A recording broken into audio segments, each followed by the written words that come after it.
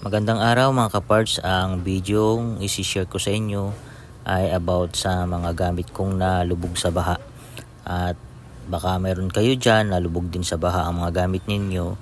Ayan, ito po yung tips na ang mga gamit na nalubog sa baha tulad ng washing machine, e-bike, yung mga tools natin na mga dekuryente ay hindi po yan masisira as long as wag natin kagad isasaksak sa kuryente or i-start natin ng nakasaksak para hindi siya mag-short.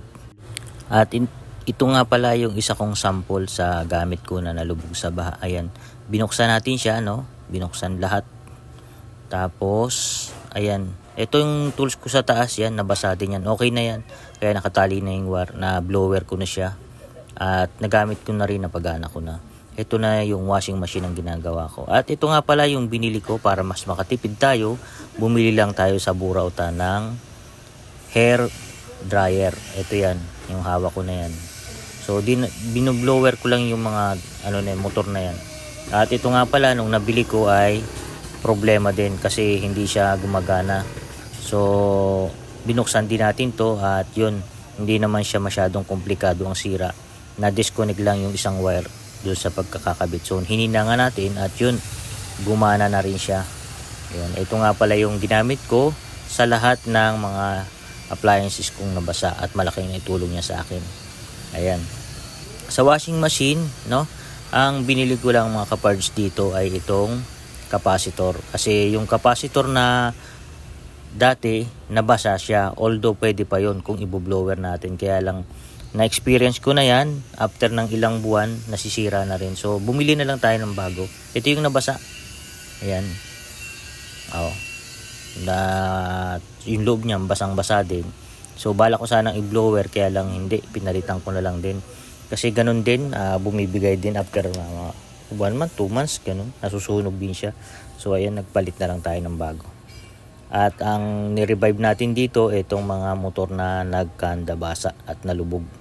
So, pinatuyo lang natin yan, binlower lang natin yan para yung mga maliliit na tubig na nakadikit doon sa bawat wire ay as in matuyo at walang tendency na pag ginamit natin o in-start itong washing machine ay magkakaroon pala siya ng short. So, yun yung mahirap. Pag nag-short, sabihin may nasunog or masusunog yung isang part ng ating washing machine, so hindi na siya aandar o sira na siya.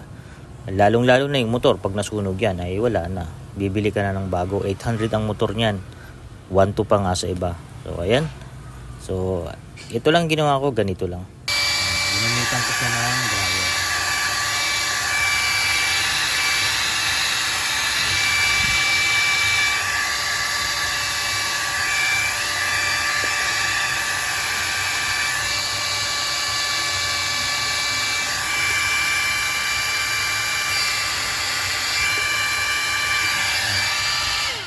Then, pagkatapos nun, ayan, mainit yan.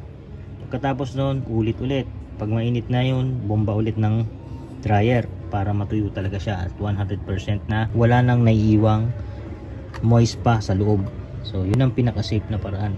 At ang nagastos ko lang dito, nung nalublob dito sa baha, syempre, ito lang ang ginastusan ko. 200 pesos mga kapars.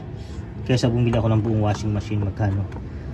Kung makabili ako ng washing machine, isipin natin 4,000 yung pinakamura. O, nakatipid tayo ng 3,800 dahil ito lang ang binili ko. Masama pa ba yun? 200 pesos lang bubunot ka para lang masave mo yung gamit mo na washing machine, di ba?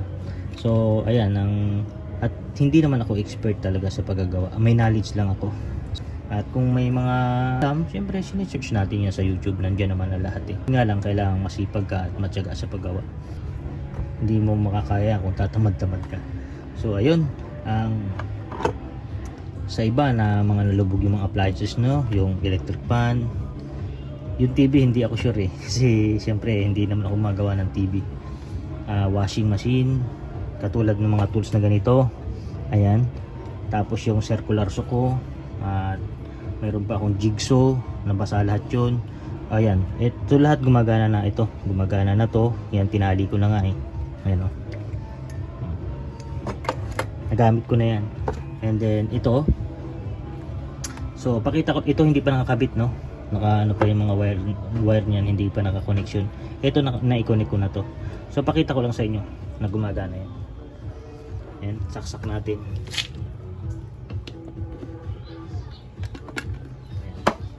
Ayan, ito. Tingnan niyo yun, no? Yung pangalawa. Ito yung washing. Ayan. Buhayin ko, ha.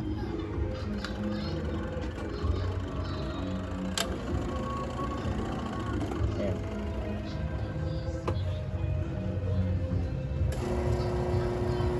Okay. Balik-balik kasi yan. Washing kasi yan, eh. Babay ko ulit siya. So, ayan. Patayin ko na, ha. O, pakita natin. Diba huminto? Yun. So ayan. So sana doon sa mga may appliances na nabasa, yes, ang tanong ninyo, may pag-asa pa ba? Yes, may pag-asa pa yan. Basta tuyuin nyo muna lahat ng mga nabasa sa loob, then i-vacuum nyo para sigurado at siguradong gagana pa yan. Yung e-bike ko hindi ko na na-videohan kasi kailangan nang magamit. Binaklas ko yung computer box nya, binacuum ko siya isang araw, wala akong ginastos dun sa e-bike ko. Ngayon gumagana na, nagagamit na ulit namin. So bukas i-video ko yung e-bike na ginagamit ko dyan. Hindi ako bumili ng battery na 8,000 ang halaga, inayos ko siya. Computer box nya na nagkakahalaga ng 1,500, inayos ko rin. So basta ang pinaka best na paraan lang, kung nababad ang gamit nyo, hayaan nyo lang, huwag nyong isaksak kaagad sa kuryente. Buksan nyo, tapos i-dry ninyo yung lahat ng pyesa na pwedeng mag-ground, at safe na safe yung appliances ninyo yan. So ayan, thank you at sana nagustuhan nyo yung video ko. Ayan, salamat sa inyong lahat at sinare ko tong video na to kasi para makatulong tayo na ang appliances pag nalubog sa baha ay pwede pa pong magamit yan, basta sundin nyo lang yung sinabi ko. So ayan, pakipollow na lang din po ako sa aking YouTube channel, Biker Mechanic Adventure. Ayan, at yun, hanggang dyan na lang po muna ang aking video, no? Sinare ko lang po to kasi alam nyo naman maraming mga lumubog na mga appliances ngayon at yung iba problemado, bibili ng bago, ganyan. Eh syempre pera po yan, na mahirap kitain ng pera. At sinare ko lang to, baka sakali po makatulong ako sa inyo, no? Yung sa iba dyan na mga lumugang appliances, ito na po yung video para sa inyo. Thank you, salamat.